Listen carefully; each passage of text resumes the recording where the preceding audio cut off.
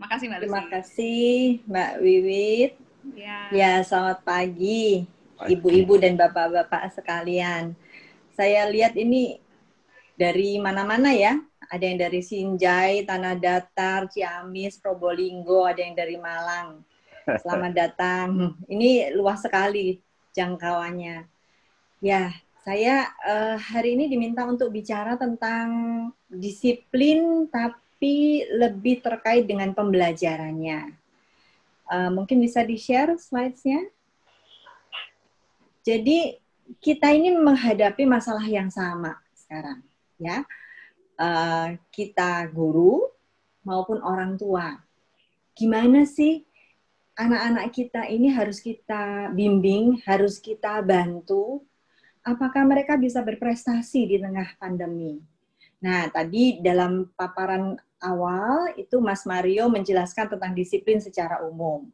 Nah, sekarang saya akan membahas tentang disiplin di dalam proses pembelajaran yang sungguh mengejutkan buat kita semua, karena kita semua harus berubah menjadi daring, dan semuanya harus belajar di rumah. Next slide. Jadi, apa yang akan kita bahas di sini adalah agar kita sebagai orang tua itu menyadari bahwa pandemi itu ada, nyata, tapi jangan jadikan itu menjadi penghalang anak-anak kita untuk berprestasi. Jadi ada kata-kata asalkan apa, nanti kita akan bahas. Next slide.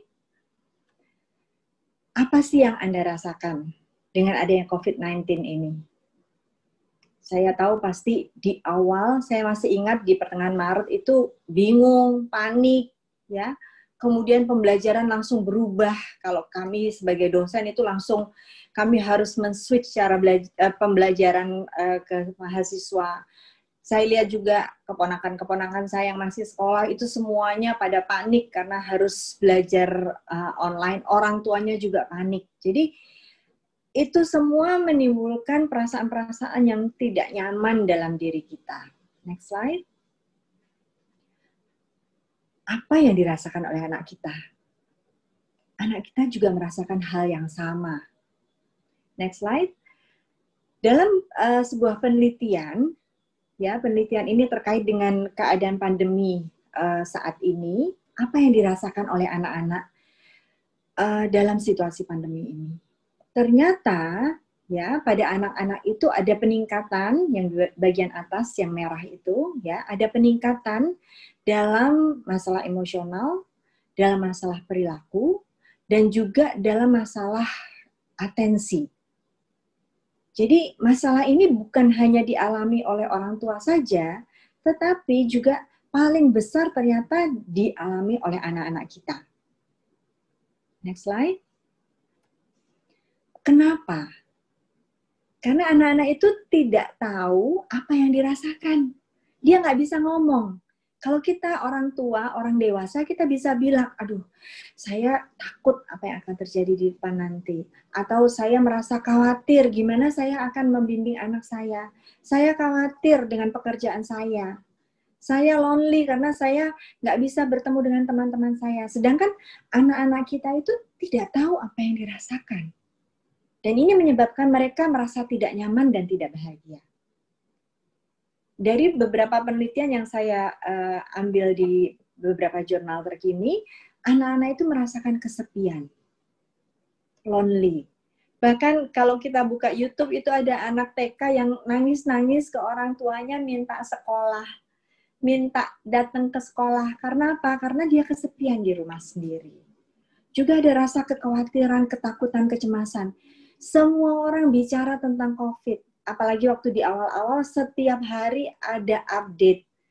Hari ini peningkatannya berapa kasus, yang meninggal berapa. Orang tuanya khawatir, takut, cemas, anaknya juga ikut takut, khawatir, cemas. Dan apalagi yang dirasakan adalah frustrasi.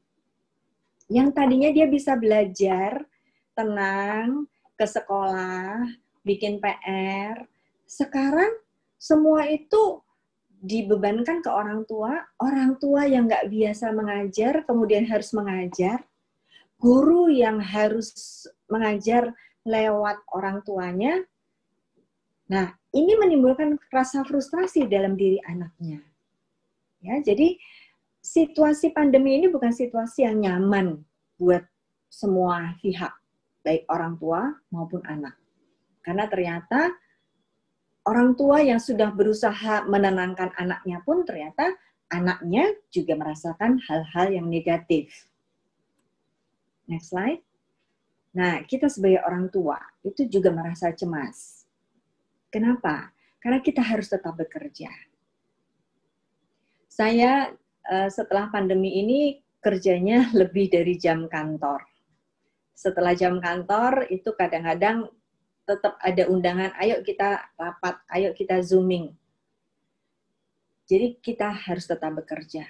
Lalu juga harus mengatur, melaksanakan pekerjaan dan mengatur rumah. Pekerjaan dari rumah dan mengatur rumah. Nah, ini ada masalah tersendiri. Karena biasanya kalau kita ke kantor jam 8 sampai 4, sampai rumah kita ngatur rumah. Kalau ini semuanya dua-duanya terjadi bersama-sama. Seringkali rapat, iya lagi goreng ini, ke dapur, beresin dapur. Balik lagi ke rapat, udah harus fokus ke rapat lagi. Jadi di sini kita harus juggling ya antara pekerjaan rumah dengan pekerjaan kantor.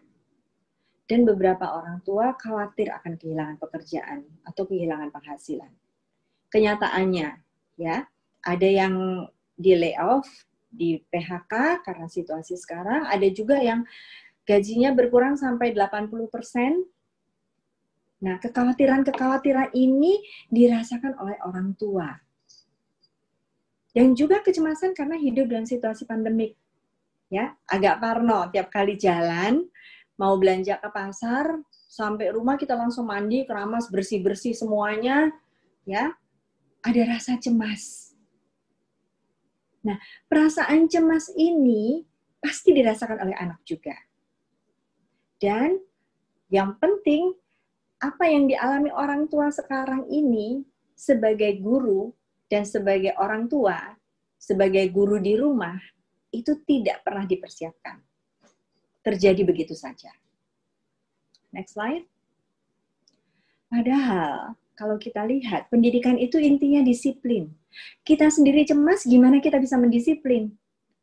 Kita bingung. Kita frustrasi sendiri, kita kecewa sendiri, kita takut sendiri. Padahal ada anak yang harus kita disiplin. Jadi guru juga demikian. Kita juga merasakan kecemasan, kekhawatiran, tapi kita harus melakukan pendisiplinan ke anak-anak kita, ke siswa kita. Next slide. Jadi, disiplin ini menjadi berbeda di masa pandemi. Kenapa?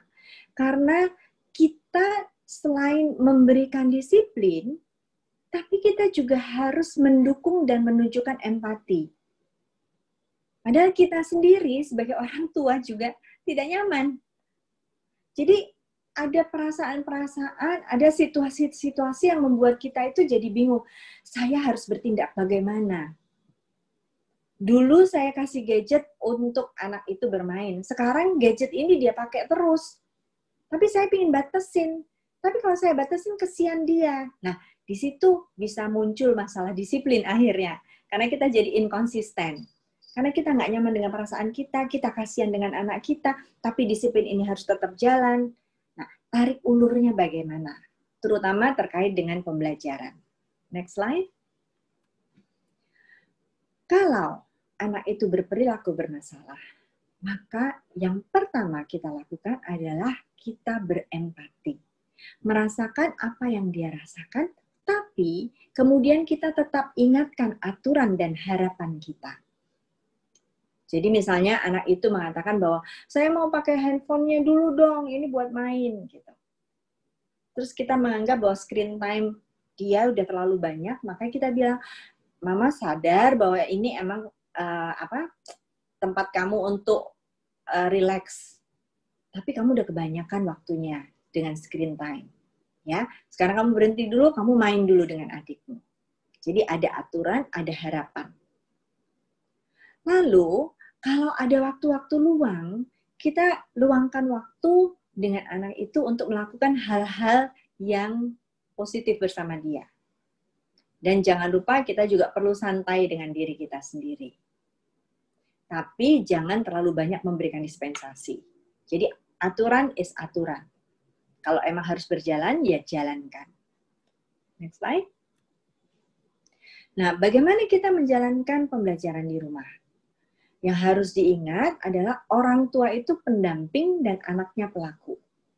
Artinya, kalau anak itu sedang mengerjakan tugas, kita mendampingi dia, bukan membuatkan PR-nya, bukan mengerjakan tugas-tugasnya.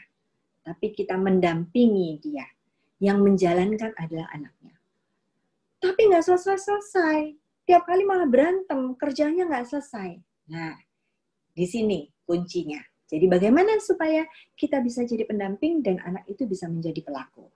Next slide. Apa yang bisa kita lakukan? Yang pertama adalah menentukan rutinitas dan menentukan ekspektasi kita. Yang kedua, melakukan pemantauan sesuai dengan usia dan kebutuhannya. Jadi kalau misalkan anaknya udah SMA, ya kita nggak perlu memantau terus-terusan. Tapi kalau anaknya masih kelas 1 SD, mungkin kita harus meluangkan waktu lebih banyak dengan anak itu. Ya, kenapa? Karena attention span anak itu masih sempit, jadi kita harus dampingi. Memonitor komunikasi dengan guru, memeriksa hasil kerja anak dan membantu anak menyesuaikan kecepatan kerjanya, dan memonitor waktu anak screen time untuk belajar online. Nanti kita bahas satu-satu. Next slide. Ini yang pertama, menentukan rutinitas dan ekspektasi. Jadi, pembelajaran di rumah itu harus dimulai dan diakhiri dengan rutinitas yang sama. Kita bisa memeriksa hal-hal apa yang bisa kita bantu. Kita bisa bantu duduk, kemudian lihat instruksi dari gurunya apa yang dia pahami, apa yang kita pahami, udah cocok atau belum, kemudian bagaimana cara mengerjakannya, lalu kita bicarakan, ini tugasnya ada sekian banyak, jadi kamu bisa membagi jam segini sampai segini kamu kerjakan ini, jam segini sampai jam segini kamu kerjakan ini, atau kita tanya pada dia, mana yang buat kamu gampang kamu kerjain dulu. Oh, saya mau ngerjain yang ini dulu. Oke, kerjain yang itu dulu. Nanti yang berikutnya kamu kerjain yang mana? Saya ngerjain yang B. Oke, setelah itu saya ngerjain yang D. Oke. Jadi di sini membantu anak untuk membuat prioritas. Next slide. Kenapa rutinitas itu penting? Rutinitas itu penting untuk kesehatan mental dan fisik anak. Jadi kalau pagi dia bangun biasa aja. Misalkan jam 5:30, jam 6, ya, atau kalau sholat subuh jam 5, kemudian habis itu olahraga sedikit, kemudian nanti mulai belajar jam berapa, misalkan sekolahnya jam 8, kemudian nanti selesai jam berapa, jam 12. Nah, itu harus terus dilakukan, sama dengan ketika di sekolah. Rutinitas itu penting, karena dengan rutin seperti itu, dia sadar bahwa tanggung jawab saya harus stay di sini dari jam segini sampai jam segini. Dan dengan adanya rutinitas, maka anak itu lebih bisa konsentrasi dan belajar. Di rumah TV semua mati pada jam tersebut. Dan selain rutinitas belajar, juga rutinitas olahraga dan makan minum sehat. Jadi jangan di kepala ini pikirannya ini adalah libur panjang. Saya sering melihat beberapa keluarga menganggap ini adalah libur panjang, sehingga rutinitasnya nggak jalan. Padahal rutinitas itu merupakan disiplin. Dan kalau itu sudah disepakati, gampang. Kita bilang bahwa semua di rumah ini jam 8 sampai jam 12 itu mengerjakan tugasnya masing-masing. Jadi papa kerja di kamar, mama kerja di kamar, kamu kerja di kamarmu sendiri atau di ruang tamu, nanti papa mama cek sekali-sekali. Tapi jamnya sama selalu setiap hari. Next slide. Jadi bagaimana caranya? Next slide. Yang pertama, pemantauan pagi hari. Tanyakan, apa yang akan dikerjakan hari ini? Mau belajar apa? Biasanya sehari sebelumnya guru sudah memberikan, kemudian kita bicarakan apa yang mau dipelajari, targetnya apa, sasarannya apa, gimana kamu akan ngatur waktu belajarmu, ada sumber-sumber dari mana, bukunya mana. Oh, pakai internet. Internetnya berarti linknya yang mana. Terus apa yang kamu nggak ngerti?